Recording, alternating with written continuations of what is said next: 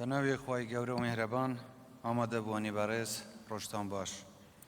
خوشحاڵم ئەمڕۆ لە کۆنفرانسی بەرەنگاربوونەوەی مادە هۆشبەرەکان ئامادەم. دەستخۆشی لە ڕێکخراانی ئەم کۆنفرانسە گرنگە دەکەم کە تایبەتە بە یەکێک لە مەترسیدارترین دیاردەکانی ئەم سەردەمە. بە پێی ئامارەکانی بەردەست بازرگانیکردن و بەکارهێنانی مادە هۆشبەرەکان لە هەرێمی کوردستان لە بەرزبوونەوەدایەوە ئەمەش زەنگی مەترسیە بۆ کۆمەڵگەکەمە. حکوومەتی هەرێمی کوردستان زۆر بە ڕژدی و بە بەرفراوانی کار لەسەر قەڵەچۆکردن و بەرەنگاربوونەوەی ئەم هەڕەشە مەترسیدارە دەکات و هەموو هەوڵێک دەخاتە کار و ئەوەی ڕێگە لە تەشەنەکردن و بڵاوبوونەوەی زیاتری بگرێت. لەم چوارچێوەدا لە ساڵی 2020 یاسای ژمارە 1 بەرەنگاربوونەوەی مادە هۆشبەر و کارتێکەرە عەقلیەکان لە هەرێمی کوردستان پەسەند کرا کە دەبێت هەموو لایەنە پەیوەنددارەکانی هەرێم هەماهەنگ و هاوکار بن بۆ جێبەجێکردنی ئەم یاسایە. بەڕێزان، کێشەی مادە هۆشبەرەکان و بەرەنگاربوونەوەیان پرسێکی جیهانیە و زۆر لە کۆمەڵگەکان پێوە گیر و دەبوونە. بەداخەوە عێراق و هەرێمی کوردستانیش لە هەڕەشە و مەترسیەکانی بەدەرنین. بێگومان مادەی هۆشبەر هەرچەندیا زەرەر و زیانی تەندروستی بە کەسی بەکارهێنەر ناگەینێت، بەڵکو زیانی کۆمەڵایەتی، ئابووری، ئەمنی و دارایی لە گشت کایەکانی کۆمەڵگەدا دەدات و هۆکارێکی سەرەکیە بۆ لاوازکردنی سەرمایەی مرۆوی.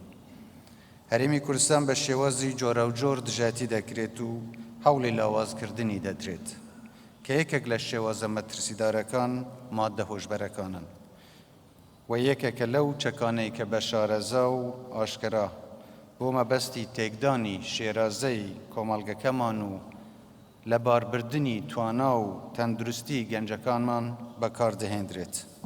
بۆیە دەبێت بە توندترین شێوە بەرەنگاری ئەم هەڕەشەیە ببینەوە، چونکە هەڕەشە و مەترسیەکانی مادەی هۆشبەر هیچی لە تیرۆر کەمتر نییە. مافیەکان و بازرگانە تاوانبارەکان هەرێمیان کردوتە بەشێک لە پیلانە نەگریسەکانیان و هەوڵ دەدەن و کار دەکەن بۆ ئەوەی سوود لە هەڵکەوتەی جوگرافی هەرێمی کوردستان وەربگرن وەک دەروازەیەک بۆ تێپەڕاندنی مادە هۆشبەرەکان بۆ شوێنەکانی تر. بۆ ئەمە بەستەش ڕێگە و شێوازی جۆرە و جۆر دەگرنەبەر بۆ بازرگانیکردن بە مادە هۆشبەرەکان، ئەمەش هۆکارێکە بۆ ئەوەی لە هەرێمەکەمان ژمارەی ئاڵوودەبووان لە هەڵکشاندا بێت.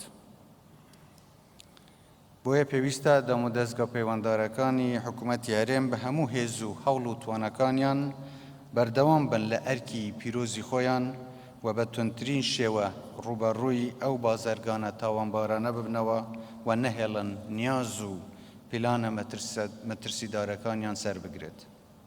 پێویستە لێرەدا ئاماژە بەوە بدەین کە بەهۆی هەبوونی بوشایی ئەمنی لە ناوچە جێناکۆکیەکان و ناوچەکانی مادەی 140 واتە ناوچە کوردستانیەکانی دەرەوەی ئیدارەی هەرێم، هەروەها لە ناوچە سنووریەکانی هەرێم لەگەڵ وڵاتانی دەوروبەر هەندێک لە گروپە چەکدارەکان لەو ناوچانە هۆکاری ناسەقامگیری و ڕێگریش دەکەن لەوەی هێزە ئەمنیەکانی حکوومەتی هەرێمی کوردستان ڕوبەڕووی بازرگانانی مادە هۆشبەرەکان ببنەوە.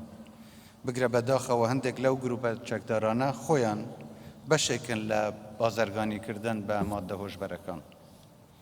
هەرچەندە لایەنە پەیوەنددارەکانی حکوومەتی هەرێمی کوردستان هەموو هەوڵێکیان چڕ کردوتەوە بۆ دەستگیرکردنی بازرگانانی مادە هۆشبەرەکان کە لێرەدا بە گەرمی دەستخۆشیان لێ دەکەم و هیوای سەرکەوتنیان لەم ئەرکە پیرۆزەدا دەخوازم و هەموو پشتیوانیەکی خۆم و حکوومەتی هەرێمی کوردستانیان بۆ دووپات دەکەمەوە، بەڵام لەگەڵەوەشدا پێویستە حکوومەتی هەرێمی کوردستان بە هاوکاری هەموو چین و توێژ و پێکاتەکانی کۆمەڵگەی کوردستان و بە هاوکاری وڵاتانی هاوسێ و کۆمەڵگەی نێودەوڵەتی کار بکەن لە پێناوی ئەوەی سەرچاوەکانیان پەتایە وشک بکرێت، چونکە ئەمە پێویستی بە هاوکاری و هەماهەنگی هەموو لایەنەکان هەیە.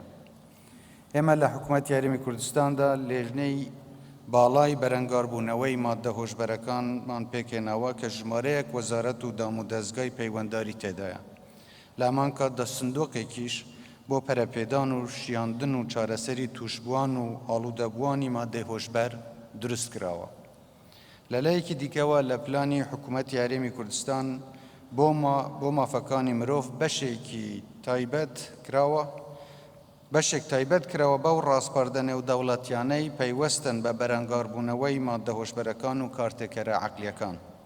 بەستنی ئەم کۆنفرانسەش بەشێکە لە هەنگاوەکانی جێبەجێکردنی ڕاستپەردەکانی ئەم پلانە بە ئامانجی گرتنەبەری نەخشەڕێگایەک و خێراکردنی بەرەنگاربوونەوەی ئەو ئاڵنگاری و تەحەدیاتانەی کە ڕوبەڕووی هەرێم دەبنەوە لە ڕێگەی دانانی میکانیزمی گونجاو بۆ جێبەجێکردنی یاسا بەرکارەکان. حکوومەتی هەرێمی کوردستان کاری کردووە بۆ شیاننەوە و گەڕاننەوەی ئەو کەسانەی تووشی بەکارهێنانی مادەی هۆشبەر بوون بۆ نێو کۆمەڵگە. بۆ ئەمە بەستە هەوڵەکان بەردەوامن بۆ دروستکردنی سەنتەری شیاننەوەی ئاڵوودەبووان و توشبووان و دووبارە گەڕاننەوەیان بۆ نێو کۆمەڵگە و داوا لە کەرتی تایبەتیش دەکەین کە هاوکار و یارمەتیدەری حکوومەت بن لە هەوڵەکانی بۆ هاوکاریکردنی ئاڵوودەبووان بۆ چارەسەر و دووبارە شیاننەوەیان. بەرەنگاربوونەوەی مادە هۆشبەرەکان تەنیا ئەرکی حکوومەت نییە، بەڵکو ئەرکێکی هاوبەش.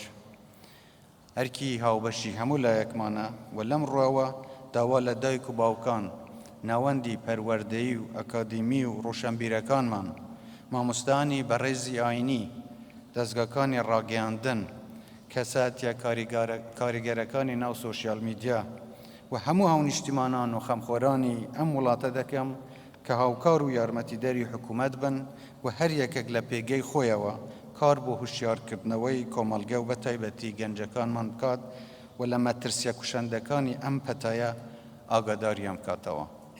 پێویستە هەڵمەتێکی چڕ و بەرفراوان بۆ ڕوبەڕووبوونەوەی بازرگانیکردن و بەکارهێنانی مادە هۆشبەرەکان دەست پێ بکەین و ئەمەش پێویستی بە هەنگاوی خێرا و دڵسۆزانە و هەماهەنگی و کاری هاوبەش و پێکەوەی هەمومان هەیە.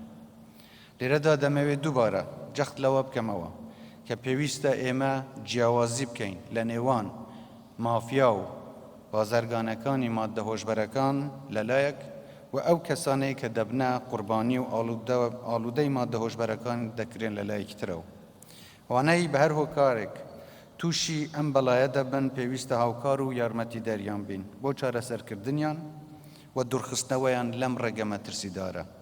ئەمەش لە ڕێگەیکردنەوەی سەنتەری شیاننەوە و چارەسەری ئاڵوودەبووان و توشبووان. بەڵام لە هەمان کاتدا دووپاتی دەکەمەوە کە نابێت بە هیچ شێوەیەک هیچ کەمتەرخەمیەک لە بەسەزاگەیاندنی تاوانباران و بازرگانانی مادەی هۆشبەر بکرێت و دەبێت بە تونترین شێواز ڕوبەڕوویان ببینەوە. جێی ئاماژەیە حکوومەتی هەرێمی کوردستان لەسەر ئاستی نێودەوڵەتیش پێویستی بە هاوکاری و پشتیوانی هەیە، بە تایبەتی ڕاوێژ و هاوکاری لۆجستی ئاژانسەکانی نەتەوە یەکگرتووەکان و ڕێکخراوەکان کە پێشنیار دەکەم استراتیژێکی گشتگیر و هاوبەش هەبێت بۆ هاوکاریکردن و هەماهەنگیکردن لەگەڵ حکوومەتی هەرێم لەم ڕواوە. لە ماوەی ڕابردووشدا ڕێوشوێنەکانی هەماهەنگی حکوومەتمان لەگەڵ لایەنە نێودەوڵەتیەکان چڕتر کردوتەوە، بە تایبەتی لەگەڵ نووسینگەی نەتەوە یەکگرتووەکان تایبەت بە ڕوبەڕووبوونەوەی تاوانی ڕێکخراو و مادە هۆشبەرەکان و بازرگانیکردن بە مرۆڤ. هەروەها پێویستە لە بواری یاساییشەوە هاوکاری حکوومەت بکرێت بۆ پەرەپێدانی توانای دادوەر و لێکۆڵەرانی هەرێمی کوردستان لە بابەتی مامەڵەکردن لەگەڵ بازرگانان و ئاڵوودەبووانی مادە هۆشبەرەکان و هەروەها سوودوەرگرتن لە ئەزموونی ڕێکخراوەکان و وڵاتان بە تایبەتی ئەوانەی شارەزاییان لەم بوارەدا هەیە، بۆ ئەوەی بە هەوڵی هەموو لایەکمان بتوانین مەترسی و کاریگەریەکانی لەسەر کۆمەڵگەکەمان کەم بکەینەوە. هیوادارین ئەم کۆنفرانسە هاندەرێک بێت بۆ بەرەنگاربوونەوەی زیاتری مادە هۆشبەرەکان لەسەر هەموو ئاستەکان، هەروەها هەنگاوەکانی جێبەجێکردنی پلانی حکوومەتی هەرێمی کوردستان بۆ مافەکانی مرۆڤ پتەوتر بکات و ئەوەی ڕێکارەکانی بەرەنگاربوونەوەی مادە هۆشبەرەکان خێراتر بکرێن لە پێناو پاراستنی کۆمەڵگەکەمان لەم دیاردا ترسناکە.